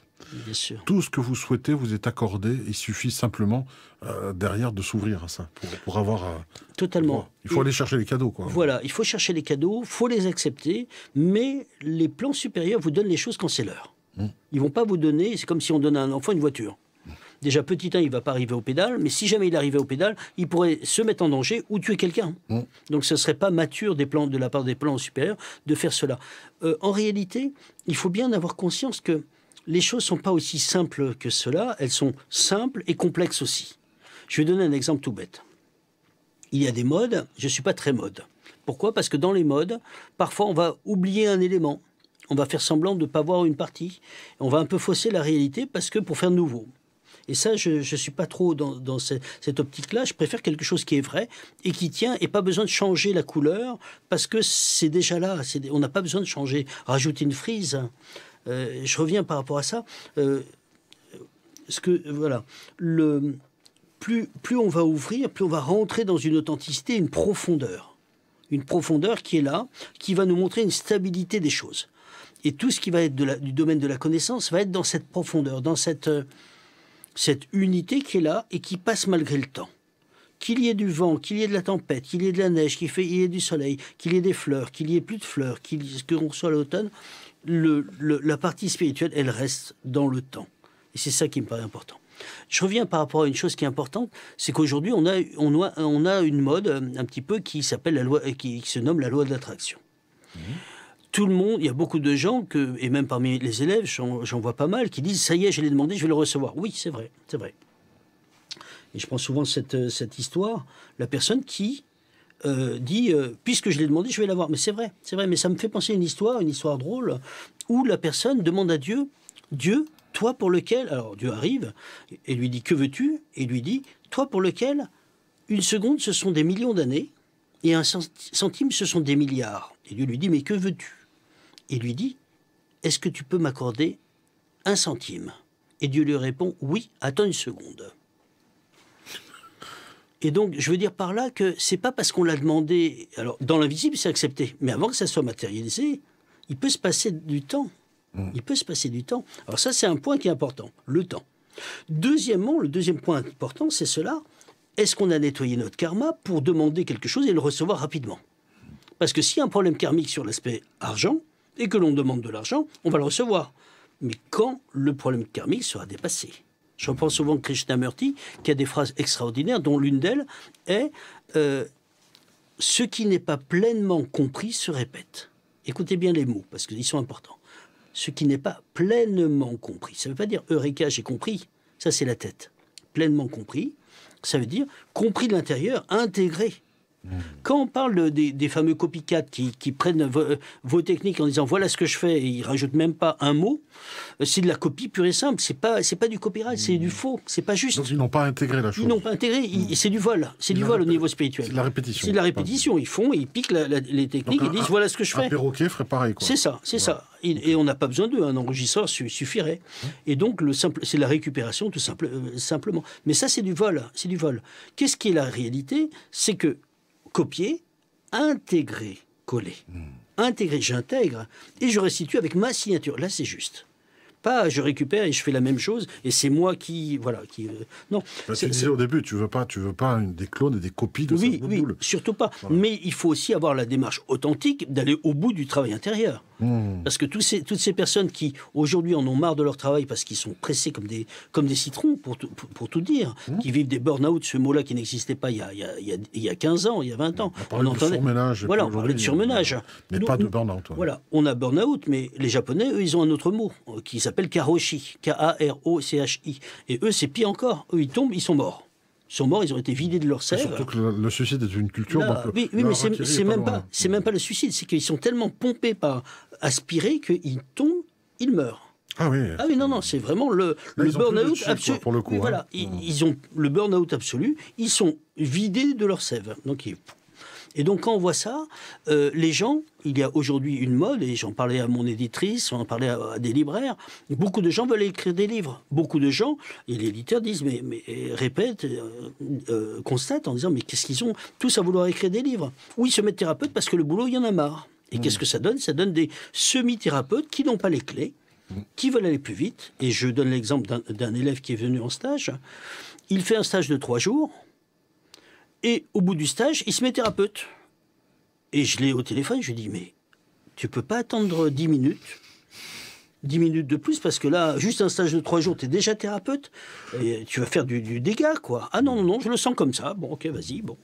Mais je peux pas avaliser ça, c'est pas possible. Je peux pas, c'est une folie, quoi. C'est comme la personne qui se met dans un métier en 10 minutes. Bon, c'est trop. C'est trop immature, c'est pas intégré, c'est du bluff, c'est de l'apparat, ça va faire du dégât, ça va faire du mal, ça. Parce que la personne va dire n'importe quoi. C'est ce que j'ai essayé d'expliquer ce week-end. C'est parti un peu en live, mais bon. Voilà, c'est vrai que dire ces vérités-là, c'est pas simple. Parce que les personnes sont fières de ce que font. Voilà. Je pense à cette phrase de Lao Tzu qui dit dites la vérité, vous ferez haïr. Ah ben oui. Le problème, c'est que si on est avec les guides de lumière, on est un peu poussé à l'avant pour dire la vérité. Donc on se fait prendre des flèches et on se fait effectivement. Je n'ai pas que des amis, c'est certain. Oui, c'est vrai. Alors, juste pour revenir à la journée typique, type de Serge Boutboul, il y a des coups de téléphone qui se sont donnés, hein, forcément assez bizarres, de personnes que tu te prends, qui se prennent comme mission de dire j'ai quelque chose à dire, un message à Serge Boutboul, ils ont cette prétention-là. Peut-être, c'est peut-être vrai, je sais pas. Totalement. Voilà, t'es ouvert à ça. Chacun voit les choses à sa mesure, et on a chacun des filtres qui sont des filtres colorés selon nos programmations. Mais plus on va rentrer dans le vrai, plus notre filtre va enlever ces couleurs, ces épaisseurs, ces distorsions. Et donc on va rentrer dans du vrai, on va voir la vérité tout entière. Mais il y a des gens qui se voient déjà avec 1000 protecteurs, ils sont au-delà des autres, etc. Et on s'aperçoit qu'il y a beaucoup de gens qui n'ont pas travaillé correctement, parce que plus on va avancer sur le chemin, plus on va garder notre place en disant, puisque le chemin est infini, pourquoi me la jouer ? Pourquoi me mettre au-dessus des autres, hein? Pourquoi montrer aux autres, regardez qui je suis très fort, c'est de l'imbécilité, excusez-moi d'être vrai. On est vraiment de pas grand-chose, voilà, je pense à la phrase de Saint Paul qui dit « Nous ne sommes que des serviteurs inutiles ». Et c'est pas faux, parce que pour moi la phrase n'est pas totalement juste, parce que si vous manquez, il va manquer un morceau à l'univers, mais la phrase recadre bien au niveau humilité, ça remet bien les choses en place, parce qu'aujourd'hui on a dans le domaine spirituel, beaucoup de gens qui font une contre-pub, c'est-à-dire si on les prend comme exemple, il faut fuir. Il faut fuir parce que ça donne pas du tout voilà, ce sont des gens qui ont leur petit moi qui est pas du tout travaillé.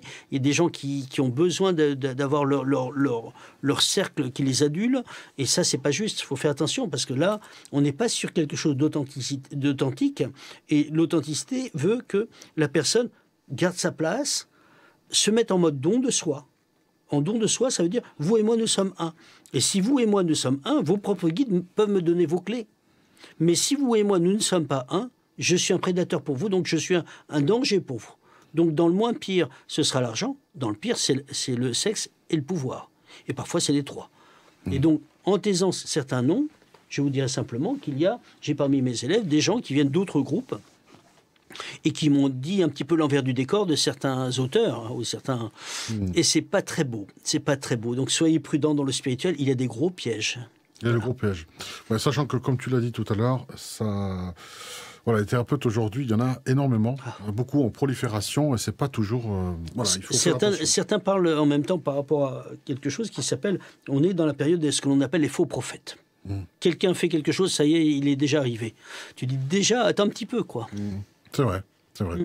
Alors, une question de Martine qui dit quand savoir quand on a tout intégré et quand on est prêt. Alors, on dit que quand l'élève est prêt, le maître apparaît. Oui. C'est quelqu'un d'autre qui me disait aujourd'hui, quand l'élève est prêt, c'est le maître qui se barre parce qu'on est dans une drôle de génération. Qu'en est-il pour toi? Alors, je dirais une chose, c'est que, voilà, combien de fois j'ai entendu des gens qui m'ont dit j'ai tout compris. Alors, attention, je ne pense pas que ce soit le cas de Martine, mais quand j'entends ça, je me dis, à quand la chute? Quand la personne croit qu'elle a tout compris, comme dit un auteur, c'est là où tout recommence. Ce qu'il faut savoir, c'est qu'on n'est jamais prêt. Et pour moi, c'est une réalité. Prêt, ça ne veut rien dire, être prêt. Parce qu'il y a toujours mieux. Effectivement, la perfection n'est pas de ce monde, mais effectivement, comme dit un autre auteur, quand on vise la perfection, même si elle n'est pas de ce monde, on atteint l'excellence. Par contre, se remettre en cause en disant non, je ne suis pas prêt, je vais tout faire pour l'être, là on commence à être prêt. Merci pour ta réponse concrète. Emmanuel qui pose une question que j'aurais souhaité qu'elle soit posée plus tôt. Eh ben, merci Emmanuel pour cette question. Trop de protection n'enlève pas les perceptions qui sont des informations? Point d'interrogation. Alors, le fait d'avoir sa coque psychique va permettre aux patients et aux thérapeutes, ils peuvent l'avoir l'un et l'autre, de ressentir. On va ressentir un petit peu moins, mais c'est tellement mineur qu'il n'y a pas de souci. Ce qui est important à savoir, c'est cela, quand on va chez le thérapeute. Beaucoup de thérapeutes se sont construits un petit peu de manière empirique. Hein. Et donc, ils oublient de nettoyer leur salle, ils oublient de nettoyer la table, etc. S'ils ont reçu une demi-heure, si la personne a reçu une demi-heure avant quelqu'un qui était très chargé, il peut y avoir des miasmes, des scories, des petites bestioles qui traînent, des parasites de l'astral qui traînent sur la table. Vous allongez dessus, vous repartez avec du matos. Hein. Donc, il faut en avoir conscience, ça c'est une chose. Donc ça, c'est important. Et le fait d'être protégé, le fait d'avoir sa coque, va empêcher une partie des choses. Alors, on va laisser le thérapeute implicitement travailler, donc même si nous avons la coque, mais même s'il y a quelques ressentis, ils sont mineurs. C'est pas méchant, mais il vaut mieux être protégé et ne pas spécifier des conséquences d'aspiration ou de parasitage, et de ressentir un tout petit peu moins que de vouloir tout ressentir et se payer des aspirations énergétiques. Mais d'ailleurs, dans ton livre, dont on voit ici encore la couverture apparaître, enfin, qui est déjà parue sur certaines librairies, il y a certains magasins qui l'ont. Donc, quand je vous dis que c'est imminent, la sortie imminente, c'est déjà le cas. Mais à l'intérieur, tu parles de coque, mais tu parles aussi d'une petite ouverture du troisième œil pour pouvoir recevoir, continuer à avoir l'essentiel de l'information. Hein. Oui. C'est ça aussi. Hein, la coque psychique la coque psychique enveloppe l'aura.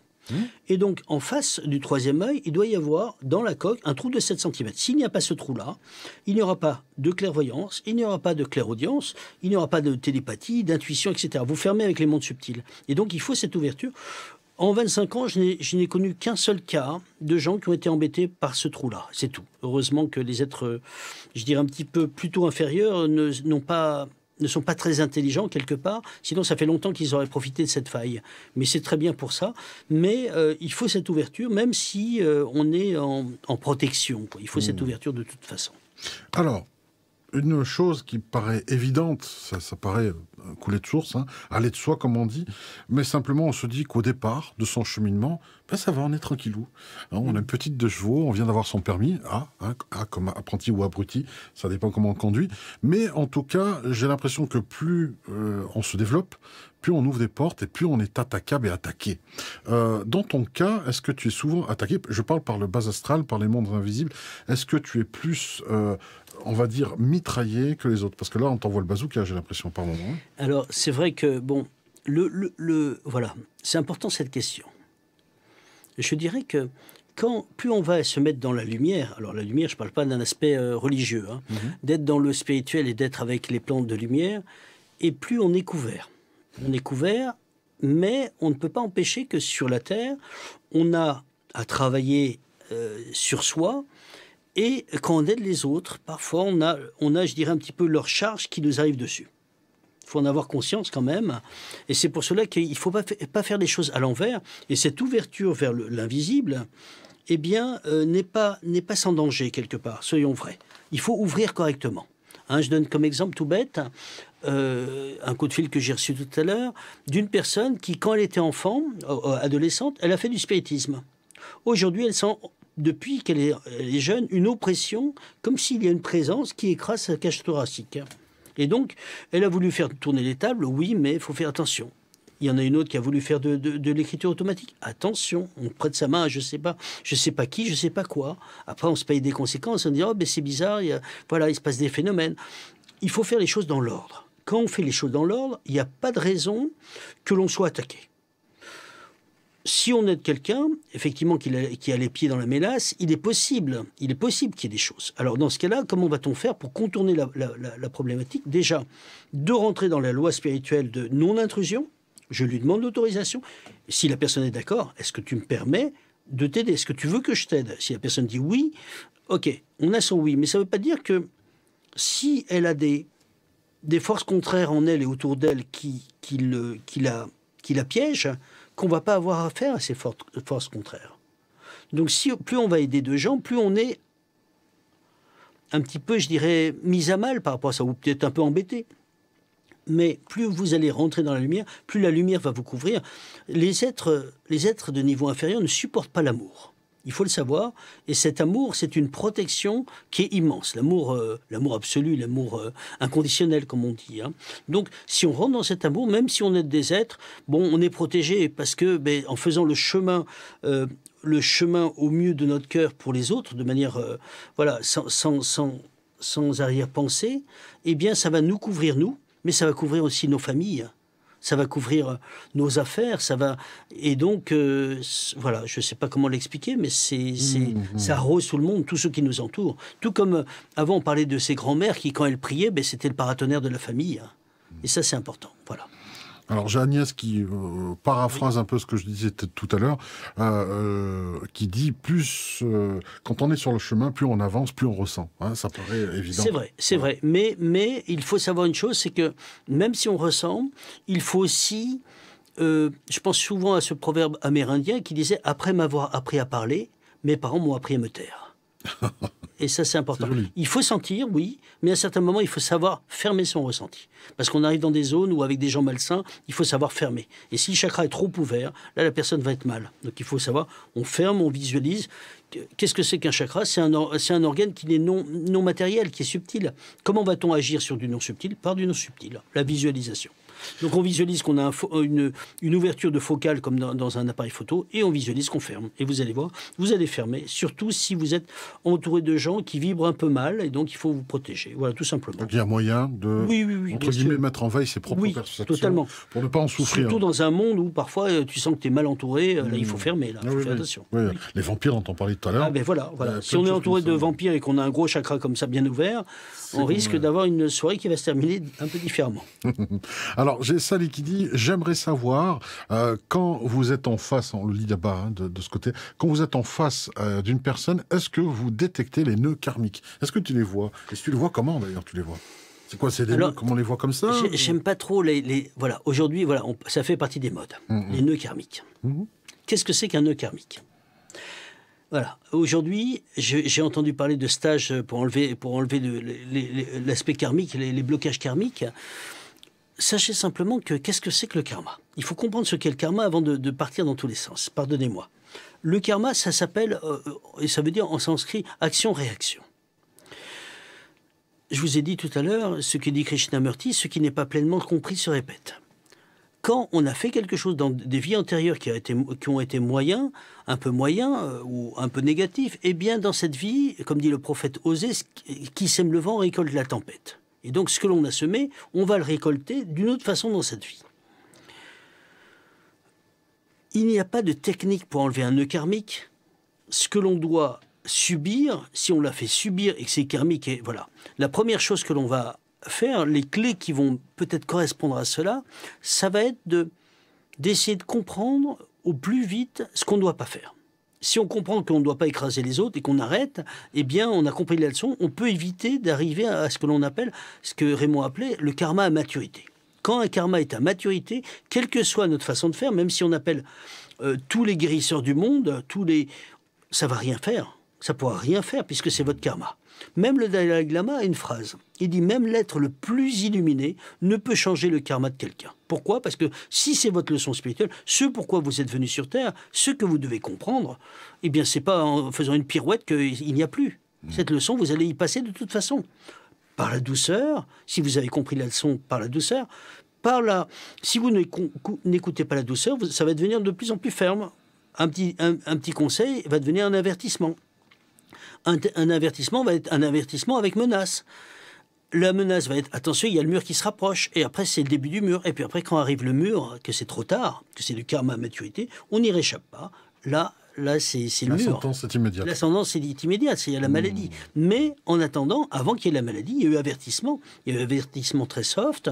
Et une fois, 2 fois, 4 fois, 6 fois. Et à un certain moment, avant de descendre, la personne est avec le guide. Et le guide lui dit, là, tu vas être obligé de te le payer. Là. Et là, il y a la maladie qui tombe. Et on dit, oh, c'est injuste. Non, la personne n'a pas écouté pendant des vies et des vies. Et là, la personne va passer par la souffrance pour nettoyer ça, alors qu'elle aurait pu éviter ça. Et donc, comme dit Cathy Byron, voilà, la souffrance est optionnelle. C'est pas le chemin, la souffrance. C'est si on n'écoute pas qu'on va souffrir. Oui. Mais on n'était pas obligé de souffrir. C'est pas un passage obligé, loin de là. C'est ne pas accompagner la vague qui fait qu'on se la prend en Voilà, pleine voilà. figure, hein. Et si on comprend pourquoi souffrir, est-ce que les guides spirituels qui nous aiment vont nous faire un croche-patte? Est-ce que non, s'ils aiment la personne, je vois pas spirituellement ce qu'un croche-patte d'en haut va faire. Non, pas du tout, non. Alors, on va parler peut-être de ce que tu transmets, tu enseignes, parce que beaucoup de personnes te connaissent, mais d'autres aussi te découvrent ou ont entendu parler de toi, mais n'ont pas forcément assisté à un stage. Ou quelqu'un qui a assisté à ton stage et qui en parlait en disant, en fait, Serge, il faut qu'il y aille. Je ne sais que dire. Je ne sais que dire parce que... Mais du coup, tu enseignes quoi? En fait, qu'est-ce que tu transmets? J'essaie de transmettre que nous sommes avant tout des êtres spirituels. Que notre maison, c'est pas ça. Les facultés, ce sont les facultés de ce que nous sommes. Et quand on reprend contact avec ce que nous sommes vraiment, si nous sommes dans le cœur, attention, il faut avoir fait un petit travail sur le petit moi, pas la ramener, eh bien, on s'aperçoit que nous avons autour de nous des frères et des sœurs d'âme, et qu'il faut retrouver le chemin du bonheur, le chemin de la joie, et notre maison, elle n'est pas là, elle est là-haut. Et donc ici, c'est pour préparer là-haut. Donc il ne faut pas faire n'importe quoi, pas là. En plus de ça, il y a une accélération vibratoire. Il faut vraiment rentrer dans le rang. Voilà. Ce que je parle n'est pas du tout judéo-chrétien. Certains vont dire oui, mais ça fait un peu... Non, pas du tout.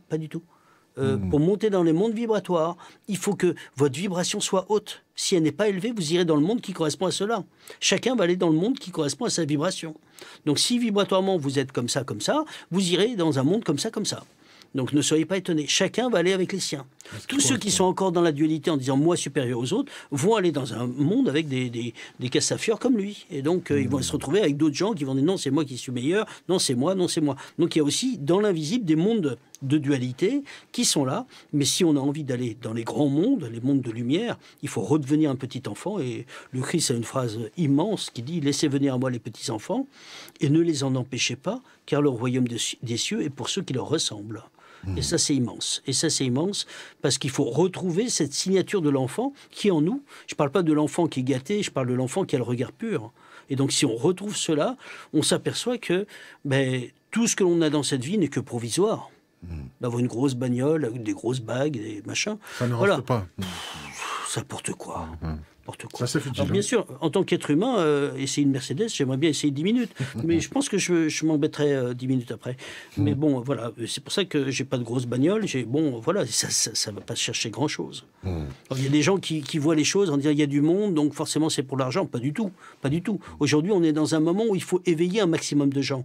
On est quand même dans une fin d'une période. Il y a beaucoup de choses qui sont en train de se passer dans l'aspect spirituel. Il y a une montée vibratoire qui est immense. Donc il faut bien entendre qu'il n'y a pas beaucoup d'éveilleurs. Il y a beaucoup de falsificateurs, il y a beaucoup de copieurs. mais il n'y a pas beaucoup d'éveilleurs. Donc il y a une urgence d'éveiller un maximum de gens. Et c'est pas du tout une question de... Voilà. Et si parfois les gens voient par rapport à l'argent, c'est qu'ils projettent ce qu'ils sont. Parce que si on est dans le don, l'argent c'est un moyen, mais tu peux pas manger 18 fois ce que ton estomac peut manger. Donc en quoi... Je vois pas l'intérêt, mais bon. Thérèse qui dit justement, alors restons humbles. Bon conseil, Thérèse. Merci à toi. Totalement. Alors, on parle aussi de la question qui peut fâcher parfois, ou, comme je dis toujours dans les studios, il n'y a pas de question stupide, ça n'existe pas. Mais c'est quand même une question récurrente qui lasse certaines personnes. C'est vrai que certains êtres plutôt éveillés, ou qui se disent éveillés, disent « j'en ai marre qu'on me demande quelle est ma mission de vie ». Alors, quelle est ta position là-dessus? Est-ce qu'il y a une mission de vie au pluriel aussi? Est-ce qu'on n'a pas une mission ou des missions? Alors, il faut savoir une chose qui est importante. Alors, je l'ai écrit dans le livre Comment déployer l'aide spirituelle que nous sommes, mon 3e livre, comment reconnaître les missions. Voilà. La mission spirituelle, c'est quelque chose qui nous appelle, donc forcément qui est en lien avec le cœur. De par ce constat-là, sachez simplement que nous sommes dans notre mission quand nous sommes dans la joie. Une mission ne se fait pas autrement que dans la joie. Si on sent qu'on n'a plus de joie à faire ce que l'on fait, on n'est plus dans notre mission. Déjà. On sort de la mission. Et parfois, j'ai eu des gens qui disaient « Serge, je sens que... » Ah ben oui. Et je dis à la personne « Oui, ça y est, ok, je comprends. Tu es en train de passer à autre chose. Ce que tu fais te lasse, tu n'es plus du tout là-dedans. » Mais tu y étais. Vous voyez, donc la personne, elle a avancé, elle a progressé. Et donc, ce qui va être important, c'est cela, c'est d'essayer de repérer quels sont les types de missions. Aujourd'hui, la Terre monte en vibration. Et la mission... La mission qui vient, donc, voilà, la mission qui va apparaître le plus fortement, c'est celui-ci. La mission qui va apparaître le plus fortement, ça va être la mission de guidance, c'est-à-dire d'accompagner les gens sur le chemin. Aujourd'hui, on est dans un monde un peu perdu. On est dans un monde perdu dans le sens que les gens il y a des gens qui disent « je vais te guider », et voilà, et qui sont perdus eux-mêmes. Je reprends cette phrase christique qui dit un aveugle conduirait-il un autre aveugle ou ne tomberait-il pas tous deux dans une fosse? Quand on est dans la mission, on est dans le cœur, nos heures, même si on donne des heures, c'est de la joie, c'est de la pure joie. On pourrait rester des heures et ça nous nourrit l'âme. Et donc, guider les autres, les accompagner sur leur chemin, leur montrer qu'après la vie, après la vie, la mort, c'est un passage et que c'est pas que ici, la réalité est important. Parce qu'ils ont besoin de cela. Il y a beaucoup de gens qui ne savent pas qu'après la vie, ça continue. Si on prend une personne spirituelle et qu'on lui dit « Écoute, est-ce que tu as peur de la mort ?» Je ne parle pas de la souffrance. Je ne parle pas de la séparation avec ce que cette personne aime. Eh bien, vous verrez que les gens spirituels n'ont pas peur de la mort. Les gens vraiment spirituels. Et vous verrez vous-même que vous n'avez pas peur. Vous allez avoir peur de l'inconnu, peut-être. La peur de souffrir, la peur de séparer de votre enfant. C'est évident.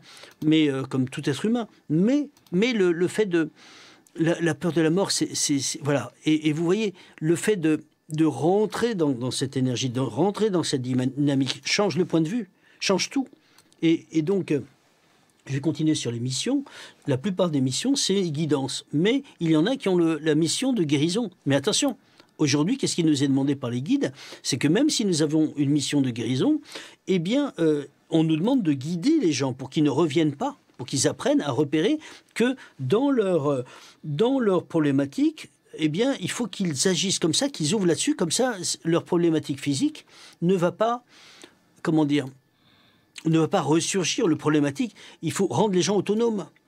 Et si on ne rend pas l'autre autonome et qu'on le rend assujetti à nous, c'est aucunement spirituel. Donc le patient revient pour une énième séance, mais si vous pouvez le dégager en 2 séances, ça sera mieux. Mais si vous êtes bon, vous en aurez d'autres, ne vous en faites pas. Mais par contre, vous ferez beaucoup plus de bien plutôt que d'assujettir la personne, voilà, pour se faire du fric. C'est pas. Mais il faut donner les clés spirituelles en disant, tu as cela, essaie de chercher pourquoi. Aujourd'hui, le langage des oiseaux, vu que l'on rentre dans la sphère de l'esprit, il y a une montée vibratoire, eh bien le langage des oiseaux est beaucoup plus vrai qu'avant. Et aujourd'hui, il y a beaucoup de gens qui ont les pieds qui vrillent. Pourquoi? Parce qu'ils ne marchent pas forcément du bon côté.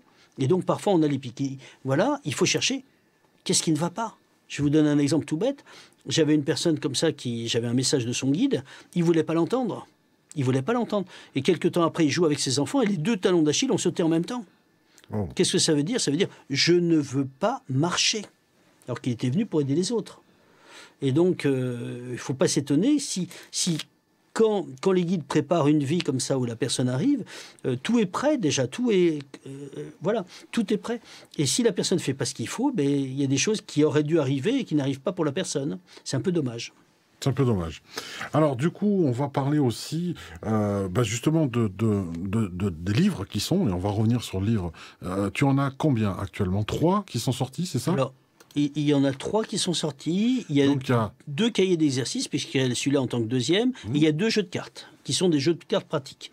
Alors, comment déployer l'être spirituel que nous sommes? Oui. D'accord. C'est le premier, celui-ci? Ça, c'est le 3e. Ça, c'est le 3e. Le premier, c'est celui-ci. Développer vos facultés. Voilà. Alors, développer vos facultés. Voilà, c'est celui-là. Il est aujourd'hui en 13e édition. 13e édition, donc à chaque fois enrichi, selon tes découvertes? Non, c'est le même à la source. Il a fallu 15 ans pour l'écrire. Waouh, pas rien, quoi. Voilà. D'accord. Donc il a beaucoup d'exercices, il explique tout. Dans celui-là, si vous voulez avancer, voilà, j'ai des élèves et qui sont libraires, quand quelqu'un vient et qui dit je comprends pas tout ça, il dit vous voulez tout comprendre, voilà, prenez celui-là. Il leur propose celui-là. Voilà, développer vos facultés psychiques et spirituelles, brochées. Ensuite, alors, le second. Le second, c'est celui-là, mais je conseillerais plutôt le second est plus complexe quand même. Il est plutôt à l'usage des thérapeutes ou des gens qui veulent se nettoyer. Voilà, mais il y a aussi comment se connecter à la lumière. Alors, je vais donner un exemple sur le second, simplement, parce qu'il y a beaucoup de techniques de nettoyage. Et j'allais à l'anniversaire d'une élève et amie, et en allant à cet anniversaire, je dis à ma fille qui conduisait, parce qu'il faisait chaud, c'était l'été, je dis j'ai envie de faire la sieste, mais je ne le ferai pas. Je veux avoir, parce que je sais qu'il me manque un chapitre. Et donc on est en voiture, et je crevais de sommeil, j'avais envie de fermer les yeux et de m'endormir, et je disais non, il faut que j'ai ce chapitre. 10 minutes après, je dis à ma fille, ça y est, je l'ai. C'est comment se connecter à la lumière. J'arrive sur place, c'est pour vous expliquer ce que sont des élèves qui sont connectés. Une de mes élèves avancées vient et me dit « Serge, tu devrais écrire un chapitre comment se connecter à la lumière ». Le lendemain, une élève qui était de Lausanne, une de mes élèves avancées, dit à ma femme « Écoute, Michel, tu dois dire à Serge qu'il écrive un chapitre, j'ai reçu ça de la part de mes guides, comment se connecter à la lumière et y rester ». Et voilà, il s'appelle comme ça. Voilà comment ça se passe avec les guides. Alors pour que vous voyez mieux, j'ai fait un zoom, donc développer vos facultés psychiques et spirituelles. Le premier, le second, un peu plus complet, un peu plus complexe. Comment percevoir et agir sur les mondes subtils qui nous entourent. Voilà, donc à conseiller après le premier, on va dire. Et après le troisième. Et ensuite le troisième qui est ici. Alors, le troisième est beaucoup plus spirituel parce qu'il va expliquer à quoi ça sert tout ça. Qu'est-ce qu'on est venu faire sur Terre, avec beaucoup plus de détails, comment se préparer à passer sur le bon plan. Parce qu'aujourd'hui, il y a des gens qui disent toutes sortes de choses. Et je suis très, très embêté de ce que j'entends. Là, il n'y a pas longtemps, il y a une personne qui est partie sur l'autre plan et qui me dit, voilà, telle personne qui est connue lui a dit, ton mari, il est à 3 endroits différents. C'est comme s'il avait sa tête à Buenos Aires, ses pieds à Singapour et ses oreiles à New York aussi.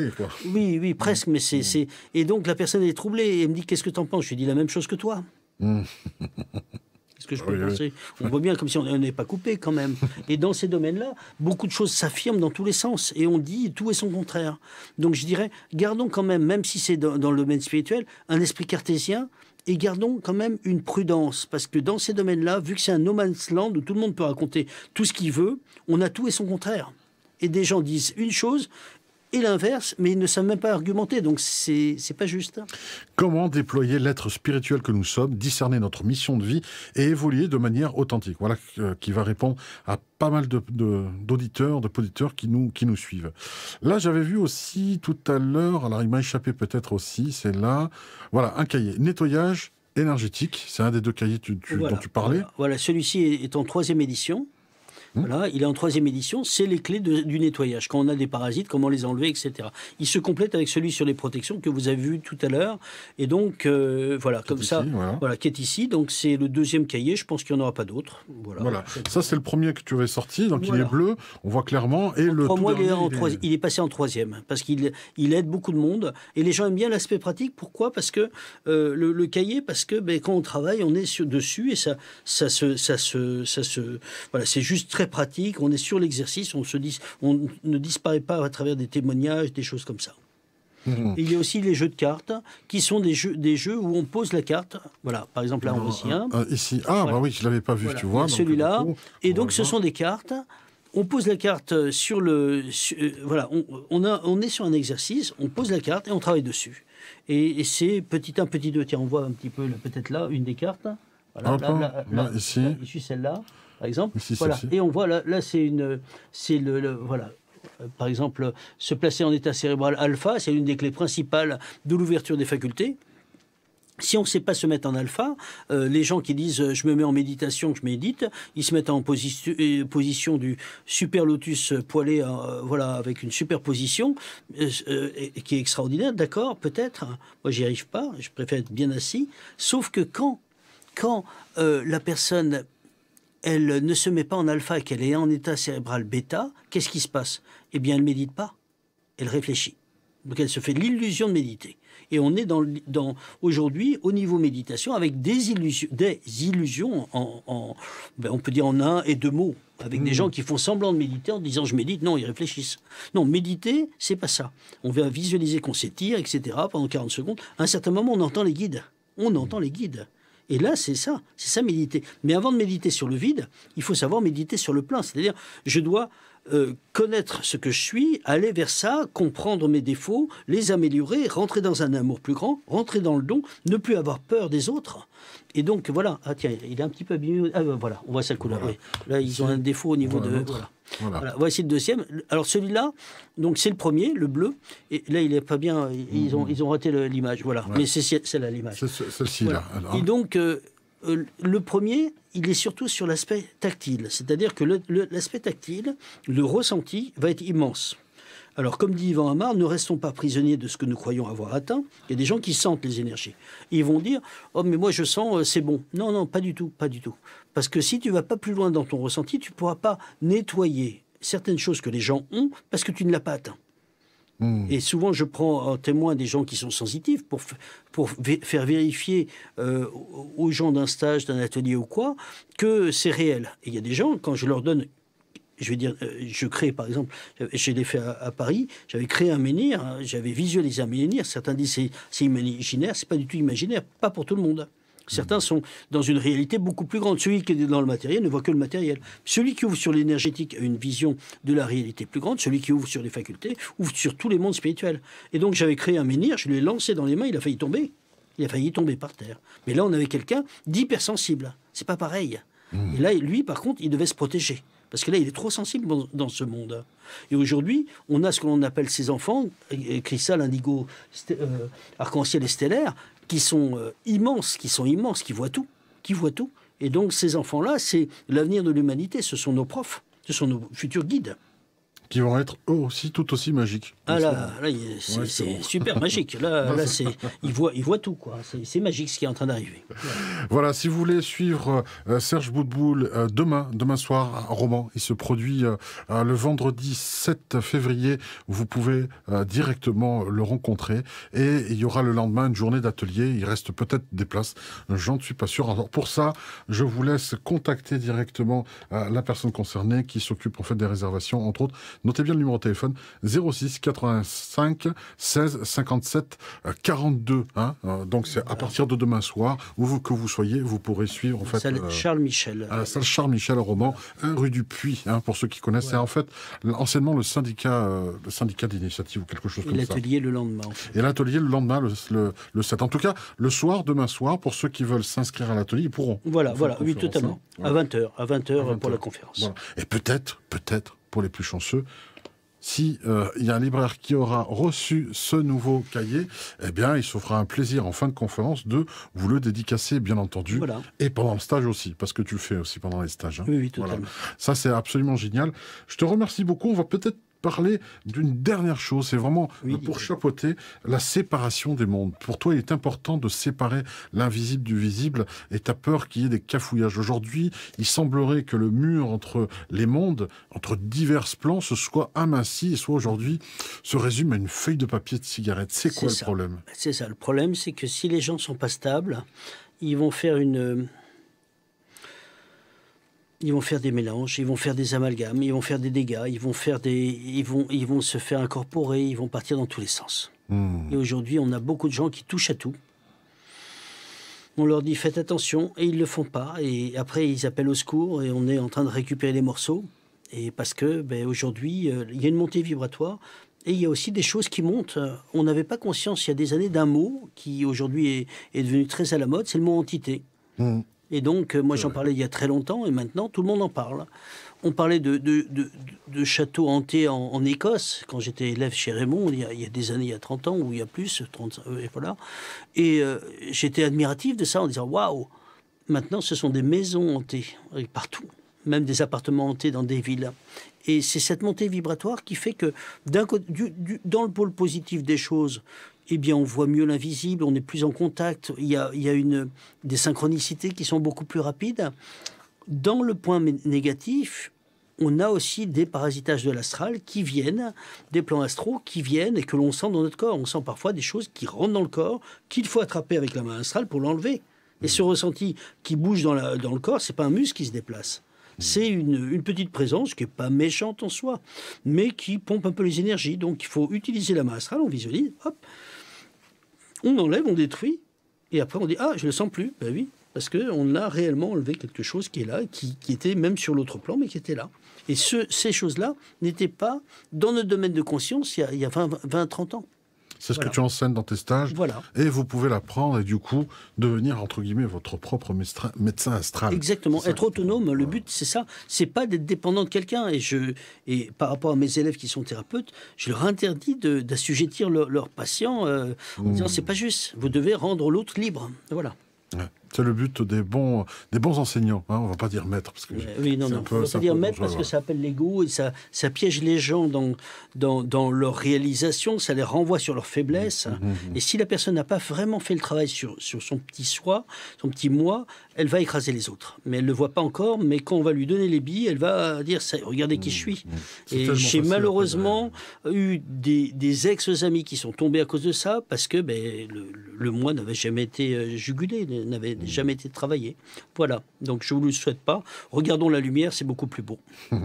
Vous pouvez donc retrouver demain soir à la salle Charles Michel, 1 rue du Puy, en roman, en conférence, et le surlendemain, donc le 8, il y aura un stage. Vous pouvez vous inscrire demain soir à la rencontre directement de Serge Boutboul à Romans. N'oubliez pas, prenez rendez-vous. Quant à moi, je vous retrouve donc le 15 février avec une conférence à Saint-Donat sur la numérologie facile et en couleur avec Isabelle Lefebvre. Serge, je te remercie d'avoir accepté cette interview. Ça a été vraiment un plaisir. Moi, je me suis régalé. Merci. Je sais que dans le chat, c'est pareil. Merci. Tout le monde a jubilé de tes enseignements parce que rien qu'une conférence, c'est un enseignement, un éclairage que tu donnes sur ce monde qui est de toute façon troublé par énormément de choses et d'événements. Voilà, on va éclaircir les choses. Et si vous voulez aller plus loin, bien, je vous invite à venir à la salle Charles Michel demain soir à 20h pour suivre la conférence de Serge Boutboul. Il y aura des informations exclusives et surtout un enseignement le lendemain qui s'en suivra. Je vous souhaite à tous et à toutes une excellente soirée. Encore merci. Merci beaucoup, Serge. Merci, Didier. Merci à tous. Merci de votre écoute. Au revoir. Au revoir.